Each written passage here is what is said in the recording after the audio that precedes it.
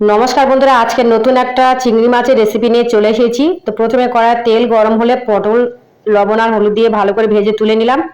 আবারও ওই তেলের মধ্যে আলু দিয়েছি, লবণ আর হলুদ দিয়ে ভালো করে ভেজে তুলে নিয়েছি। আর দিয়ে দিলাম চিংড়ি মাছগুলো আবার ভালো করে ভেজে নেবো লবণ আর হলুদ দিয়ে।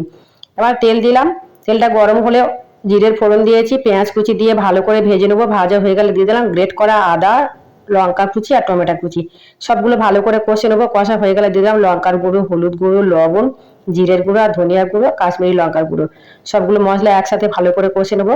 আর অল্প একটু জল দেবো, জল দিয়ে ভালো করে কষে নিয়ে যখন দেখলাম যে মশলা থেকে তেল ছেড়ে দিয়েছে, তখন দিয়ে দিলাম ভাজা চিংড়ি মাছ, পটল আর আলু, সবগুলো ভালো করে কষে নেবো। কষা হয়ে গেলে দিয়ে দিলাম জল, জলটা দিয়ে 10 মিনিট ঢাকা চাপা দিলাম সিদ্ধ হওয়ার জন্য। যখন দেখলাম যে সবজিগুলো ভালো করে সিদ্ধ হয়ে গেছে, উপর থেকে একটু গরম মশলা দিয়ে নামিয়ে নেবো। তো বন্ধুরা, এইভাবে চিংড়ি মাছ রান্না করে দেখতে পারেন, দারুণ খেতে হয়েছিল। আর সম্পূর্ণ ভিডিও দেখার জন্য ধন্যবাদ।